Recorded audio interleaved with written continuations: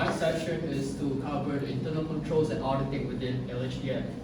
So why is this important in a government body such as Lhdn?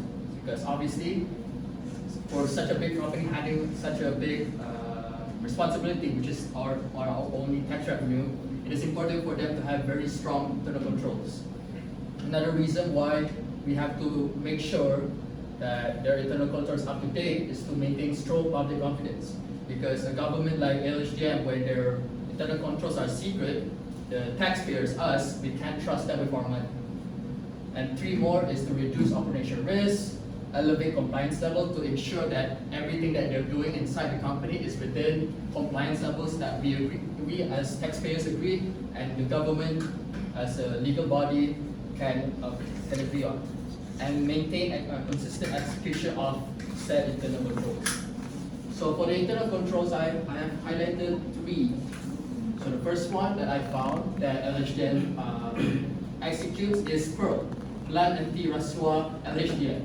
So this plan was introduced in November 2019 to curb corruption and regain public trust.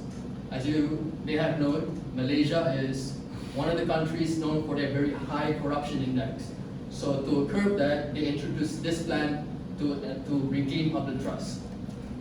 There are four pillars in PEARL that they signify, which is they need mandatory anti-corruption training, they have their own proper whistleblowing channels, their own reporting protocols, and their own risk assessment regarding corruption itself.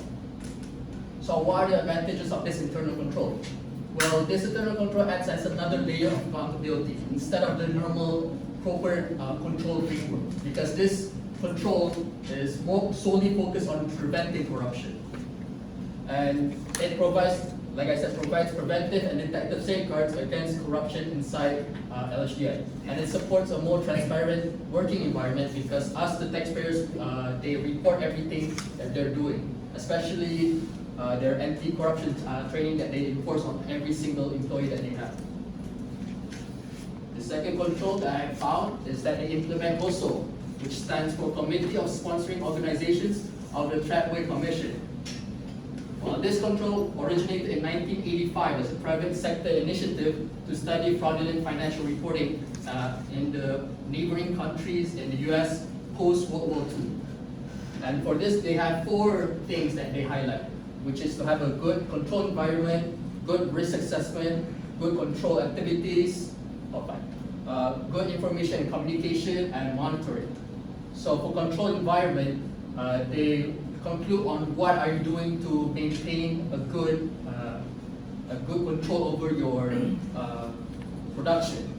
Risk assessment is when there is a risk, how do you handle it, and what do you do to stop them from spreading. Control activities such as we all know, like segregation of duties, internalized levels of access, stuff like that. And information and communication is how are your segregated duties communicated to each other. Who is responsible for who and who knows what they're responsible for. This information is vital to make sure responsibility is evenly distributed to every level. And monitoring, of course, to ensure every layer is doing their job. So what are the advantages of implementing COSO in Lhdn? Well, COSO provides a structured approach towards internal control, and it ensures a continuous compliance monitoring, and risks such as, like I said, are more systematically identified. For the third one is TCGF, which stands for Tax Corporate Governance Framework. In this control, the Lhdn expects corporate taxpayers to participate in establishing their own TCF, which stands for Tax Control Framework. So instead of their normal, we have to control our internal framework, Lhdn is expecting everyone else to do their own tax control framework. So we're both responsible for our tax handling.